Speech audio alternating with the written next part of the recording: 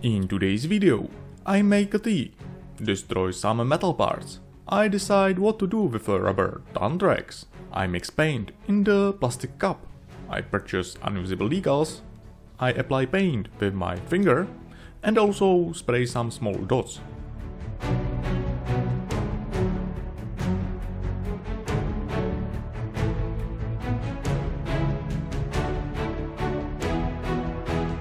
Hello fellow modelers, I have this Panzer 4J with a lovely mesh armor in my kit collection, so it's time to assemble and paint it. The kit has sharp details, like weld lines or bolts. The only thing I notice is inconsistent quality. Some spare parts are better than those you must use for build. There are many excess parts for older Panzer versions. I usually store these parts for future models, as you never know when they will be handy. As we are used to with the Dragon models, the kit combines many various types. Therefore I was worried about how the parts fit, but I had no problems this time. I decided to make a minor improvements, so I am removing plastic handles, which are too monolithic, and hinges. The spare part has them more detailed.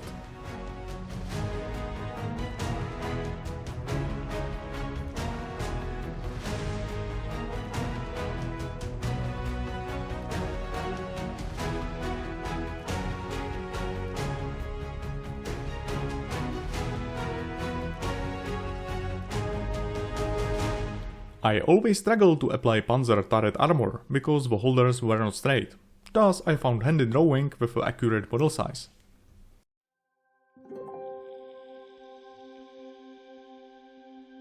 The side armor holders are also too monolithic, so it is good to replace them or drill new ones. You can notice that the mesh on the tank was very soft. This type of armor was used against cumulative ammunition, or nowadays drones. So I preserved only a metal frame, and the mesh I remove with a sharp blade. It is good to remove residual imperfections with a metal files or electric microgrinder.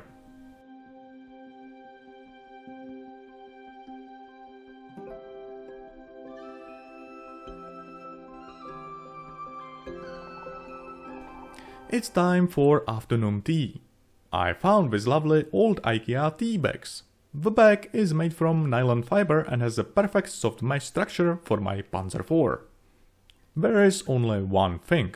I must discourage you if you want to visit your local IKEA store. These bags were used in 2009 and nowadays they are made from corn fibers, which are better for environment but not for our models. However, I found and purchased a few nylon bags on AliExpress for a few dollars as an alternative. The result is better than I expected. The nylon mesh is super soft and looks lovely. It will be hard not to clog it with the paint. And more handles for replacement. You can use metal wires, or if you have a 3D printer, I designed new handles in 3D. It is easier and all have the same shape. Also, the resin holds better on the plastic than metal wires.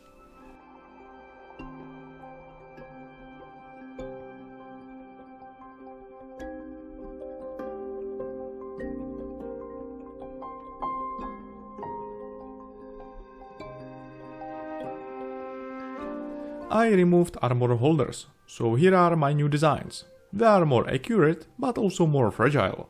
Each part has only 1.5 mm.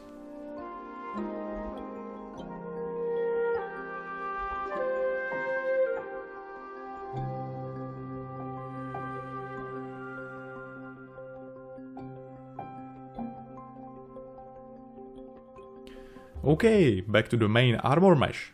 Try to be more careful when cutting than I was. Luckily it is a metal, so bending it to correct shape was easy. The mesh armor is assembled from 3 pieces that partly overlap, so I wanted to make something similar. I preserved the frame in one piece, because it helps hold the shape and mesh straight. I am gluing nylon mesh on metal parts with instant glue.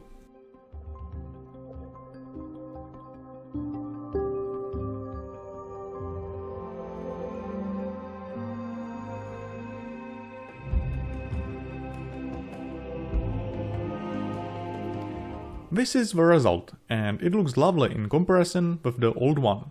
The metal mesh from the kit is also nice, and you can use it, but it's only slightly thicker. I always like to use cheap common products when can improve a model. The last detail is the new 3D printed hangers. It is good to make a scan of the parts or use a second mesh as a template.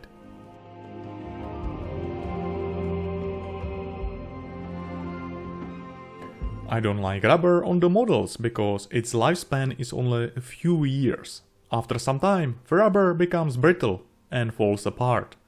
I also had a bad experience with the 72 scale rubber wheels from Damek, which destroyed plastic center disc parts, so I don't use anything from rubber anymore on small models. So I designed a new Panzer IV laydown tracks in 3D. I tested tracks as a one part, but I found more universal solution to make a track segments. I can use the same tracks for Panzer III or different Panzer IV laid versions. The assembly is similar to Rebel or Vespid model kits. I am applying single links on the drive wheels and large segments on the rest.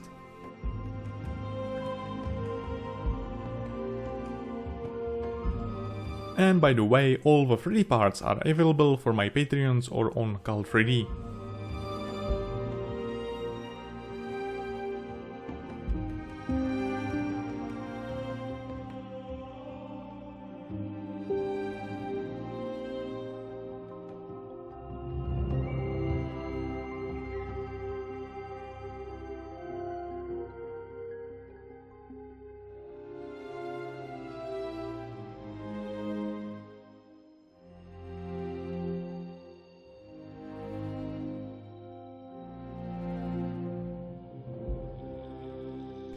If you heat resin with a hairdryer, you can create a lovely sagging effect. It will become solid after when it cools.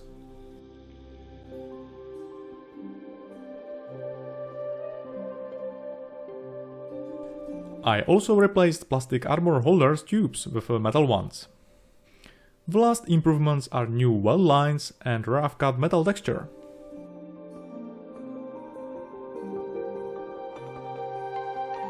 Now the model looks more accurate. Now it remains to paint camouflage scheme.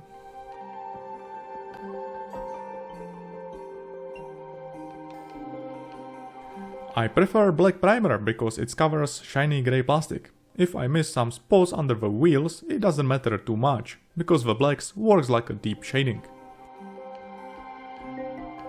Blade Panzers usually had an ambush camouflage, which was more complex than grey tanks in early versions. I started with a German yellow, which you can mix from dark yellow and deck tan. The dark yellow is suitable for larger scale models, but in 72 scale you always need a lighter shades. I mix green paint with a lot of thinner to achieve smooth result, otherwise you will have a lot of paint splatters around. I use airbrush with 0.15mm nozzle and pressure of 25 psi. I am used to higher pressure because the paint dries faster and the transition is sharper. The disadvantage is that you can make ugly stains if you are not precise with a airbrush trigger.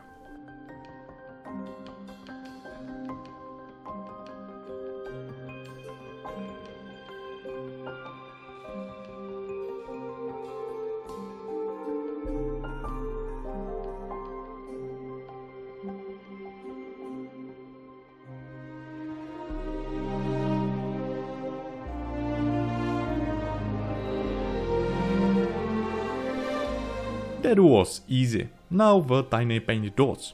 You can see how highly diluted paint is on the plastic cup. If it's partially transparent, then you know it'll be good.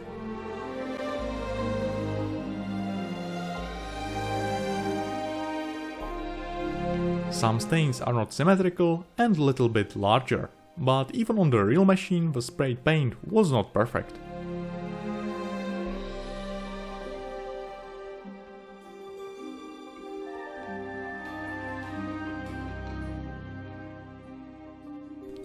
This model is custom built, and the customer decided on this 725 tank number from the 1st SS Panzer Division during Battle of the Bulge. So I needed new decals with the numbers. I purchased 3 sheets. The first one was printed on the laser printer and had a bad quality. The second one was better, but had an inconsistent white outline and the wrong text font. So I use the third one made by Hangero Decals. The quality of the print is nice and there are many number types. However, the version with the black numbers was sold out, so I was forced to use only the white outline numbers.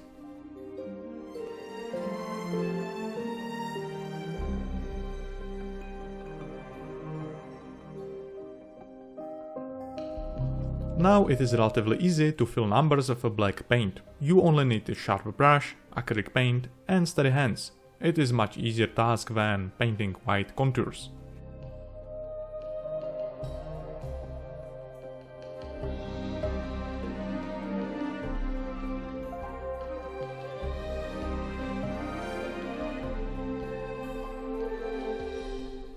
I wasn't 100% precise, but it doesn't matter. The acrylic paint is not resilient and I can correct the shape with an ordinary toothpick.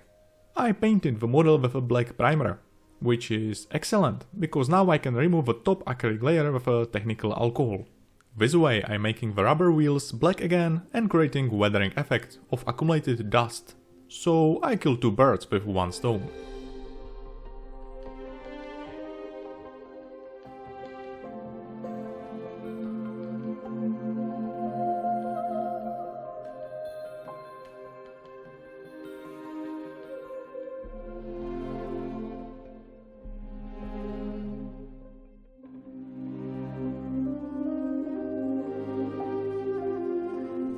I used clear varnish under the decals, so now I am unifying the model with a matte one. The black enamel wash is great for highlighting details, but works like a color filter, making the paint brownish.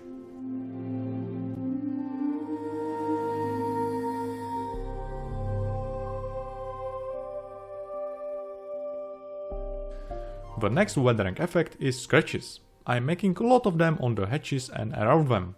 The first layer is dark yellow, because it will give a soft scratch effect.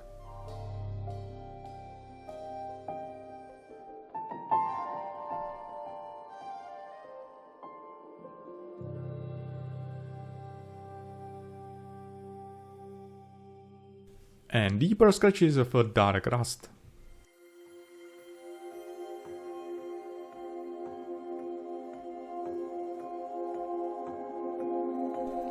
Also, I am painting artificial shading around the edges and some raised panels. The darker color makes details optically deeper and the tongue's shapes more pronounced.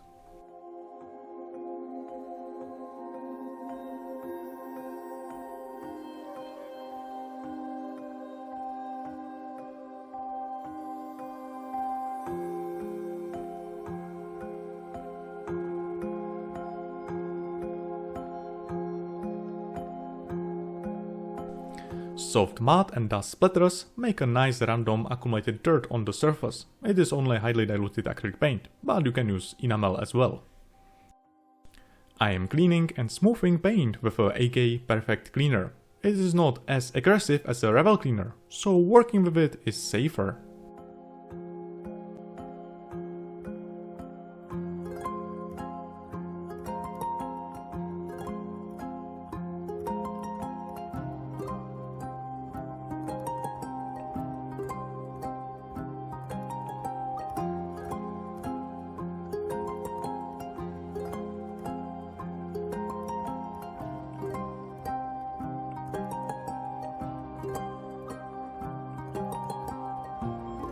The gear will be hardly visible, but I can make some accumulated dust and mud even so.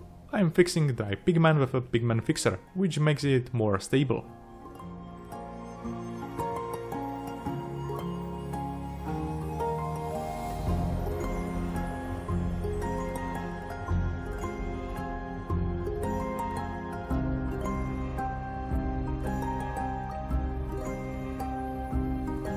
I am making a braided metal effect with a silver paint. The easy way is to apply it with a finger.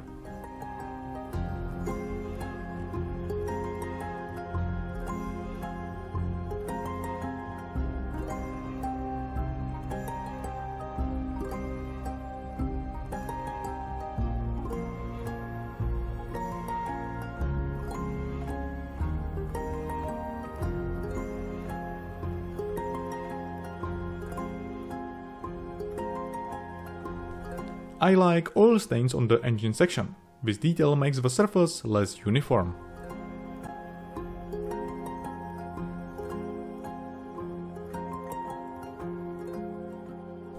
The mesh should be rustier around the wheels because they are exposed to weather conditions more than the upper parts.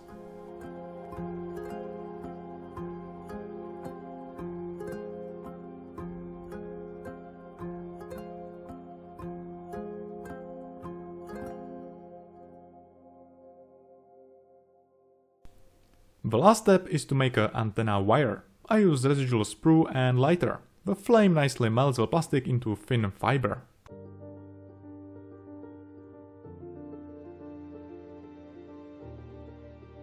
And with these details, the model is finished. The Panzer III and IV tanks had the typical German flat shapes and looked even more enjoyable with the extra armor.